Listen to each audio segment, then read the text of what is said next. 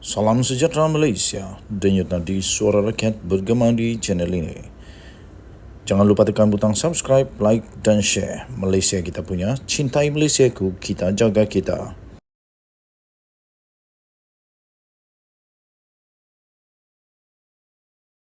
Salam sejahtera Malaysia, denyut nadi suara rakyat bergema di channel ini. Tuan-tuan dan puan-puan yang dihormati sekalian, Rafizi Ramli sudah meninggal dunia. Itu betul-betul mengejutkan saya.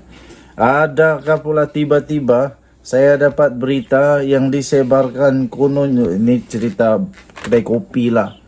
Rupa-rupanya mereka sebarkan kononnya Rafizi Ramli meninggal dunia itu bukan dah meninggal dunia. Tetapi mereka harap pula Rafizi Ramli meninggal dunia kerana Rafizi telah diserang serangan jantung. Ini saya fikir langsung tidak beretika, tidak bermoral lah. Mana boleh. Macam mana pun kita benci seseorang itu, jangan mengharapkan yang buruk-buruk. Kita patut mengharapkan yang baik-baik. Mendoakan yang baik-baik. Walaupun bermusuh kah, walaupun tak ngam macam mana pun, walaupun tidak suka macam mana pun, meluat macam mana pun, tidak ngam aliran parti ke, pendapat yang tidak sama ke, tapi janganlah sampai mengharap orang meninggal dunia pula. Saya pun terkejut juga bila orang kata Rafizi sudah meninggal dunia. Saya pun terus buka Google cari, betulkah Rafizi meninggal dunia? Betulkah? Bukan apa, tapi mau tahu saja kebenarannya kan. Jadi bila cari, nasib baik semuanya itu ternyata hanya adalah mungkin orang mau tengok Rafizi Ramli meninggal dunia ke apakah. Tapi saya tidak setujulah dengan perbuatan-perbuatan ini.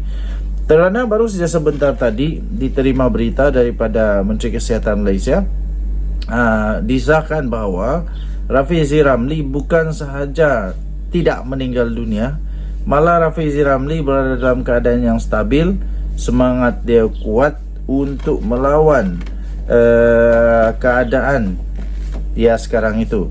Malah didoakan juga semoga Rafizi Ramli dapat cepat sembuh dan dia dapat cepat untuk meneruskan kerja tugasannya sebagai Menteri Ekonomi.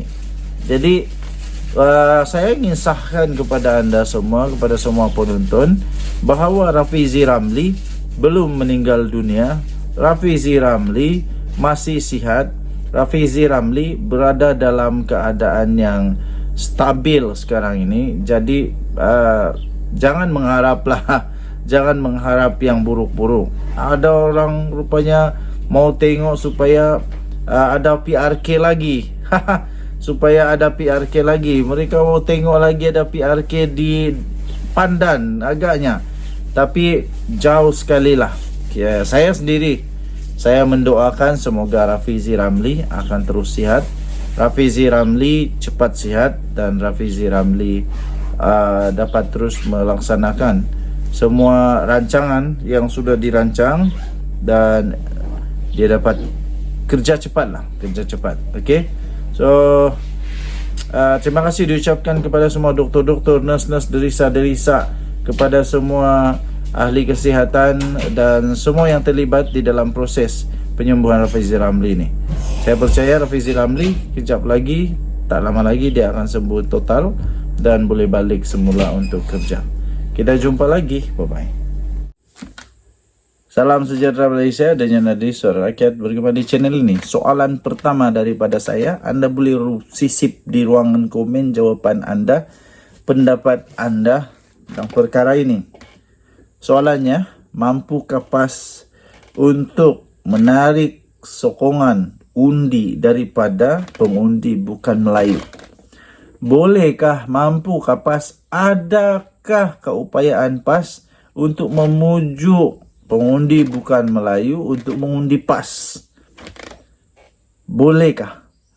Dengan keadaan sekarang ini yang dimainkan oleh PAS, ada sentimen-sentimen yang selalu dimainkan oleh PAS, sehinggalah polis membuat siasatan kepada ucapan-ucapan pemimpin-pemimpin tertentu PAS.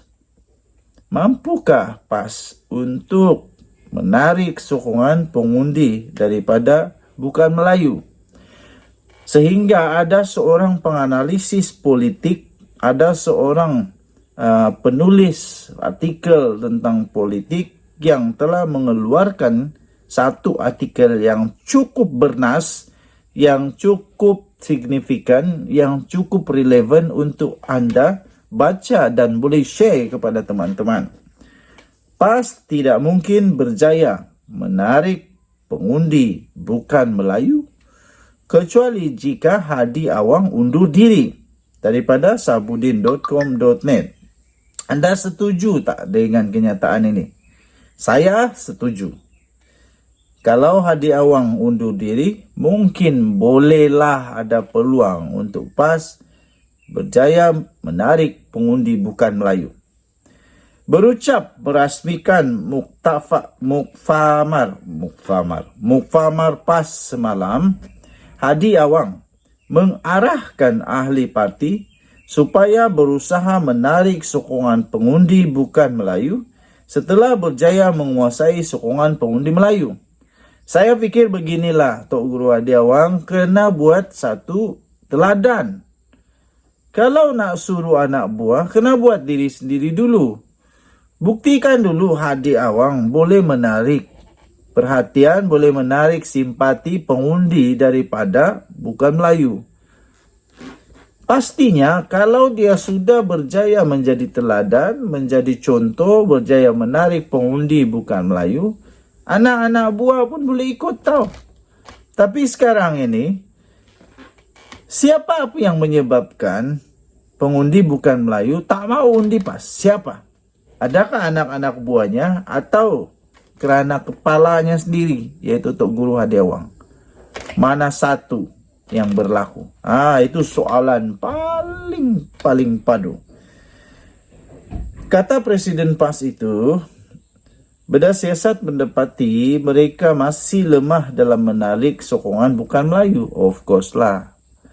Kita sudah berjaya menarik sokongan pengundi Melayu Islam pada PRU 15 katanya. Maka usaha yang penting dan berat yang mesti dilakukan sekarang adalah menarik sokongan pengundi bukan Islam dan bukan Melayu dalam menghadapi PRU 16 akan datang katanya. Tambahnya, perkara itu penting untuk dilaksanakan dengan bersungguh-sungguh tersusun dan bijaksana. Menurut Hadi Awang lagi, disebabkan lemah dalam sokongan bukan Melayu itu, PAS dan PN gagal memperoleh kerusi yang mencukupi untuk menumbuhkan kerajaan. Berdasarkan arahan serta penegasan terbaru ini, katanya, ia menunjukkan Hadi Awang akhirnya sedar bahawa Malaysia adalah negara yang berbilang bangsa dan semua kaum adalah penting untuk disantuni.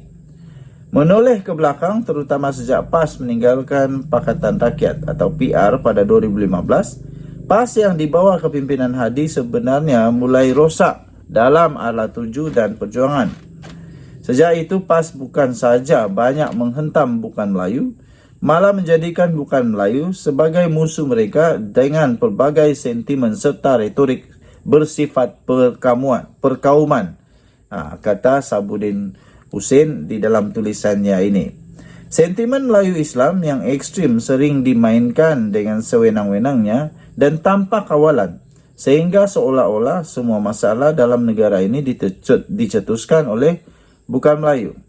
Tidak cukup dengan PAS yang seronok mengatakan bukan Melayu sebagai punca berlakunya rasuah di negara ini, label kafir harbi juga turut dijajah dengan meluas dan digunakan di luar konteks tanpa hikmah.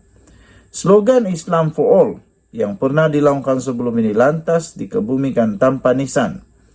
Sebelum ini, mahu tidak mahu walaupun berjaya menjadikan sokongan Melayu melimpah, tetapi dalam masa yang sama menyebabkan undi bukan Melayu pula makin menjauh. Akhirnya siapa yang rugi? Agaknya setelah berjaya berada dalam kerajaan selama 33 bulan sebelum ini dan keseronokan mendapat pelbagai nikmat masih menghantui kenangan, PAS kini akhirnya tersedar bahawa sokongan pengundi bukan Melayu, PAS kini akhirnya tersedar bahawa sokongan pengundi Melayu sahaja tidak mencukupi untuk memegang kuasa dan mengecap kembali nikmat dunia. Tuan-tuan dan puan-puan yang dihormati sekalian, selama ini mereka ingat dengan sokongan pengundi Melayu saja cukup untuk beroleh kuasa. Mentadbir Kelantan dan Terengganu saja bolehlah dengan sokongan pengundi Melayu semata-mata. Bolehkah PAS mendapat sokongan bukan Melayu dalam keadaan ini? Harus diakui, sejak Hadi Awang memimpin PAS khususnya selepas 2015, orang bukan Melayu di negara ini sebenarnya sudah banyak terluka dan dilukakan hati mereka oleh ahli Parlimen Marang itu. Penyebabnya tidak lain melainkan disebabkan cara pemikiran dan keceluparan insan yang bernama Hadi Awang yang ingin bermusuh dengan bukan Melayu dan bukan Islam. Untuk itu, jika ingin terbuka laluan dan terlihat kemungkinan ada lorong untuk PAS memperolehi sokongan bukan Melayu, ia hanya boleh berlaku jika setelah Hadi Awang bukan lagi memimpin PAS. Pilihannya adalah satu. Tunggu 2 tahun lagi dan ketika itu Hadi mesti tidak menawarkan bertanding lagi sebagai Presiden PAS atau beliau secara sukarela sedia untuk meletak jawatan dalam waktu terdekat ini. Hanya jika PAS dipimpin oleh pemimpin yang sederhana dan sederhana saja memberi kemungkinan pengundi bukan Melayu boleh didekati. Selagi Hadi Awang memimpin PAS, selagi itu bukan Melayu akan menjauhi PAS dan impian untuk beroleh sokongan daripada bukan Melayu tidak ubah seperti mimpi akibat terlelap selepas waktu asal. Sabudin Husin, 21 Oktober 2023. Tuan-tuan dan puan-puan yang dihormati sekalian, tidak ada pilihan untuk PAS. Kiranya mau menerima sokongan daripada pengundi bukan Melayu, menurut Sabudin Husin, Hadi Awang mesti letak jawatan. Hadi Awang mesti undur diri, Hadi Awang mesti step down, mesti untuk berhenti jadi celupar dan dapat diterima. Perlu ada pemimpin yang sederhana di dalam PAS untuk dapat menarik sokongan daripada pengundi bukan Melayu. Dan yang Nadi Suara Rakyat, bagaimana channel ini? Bye-bye.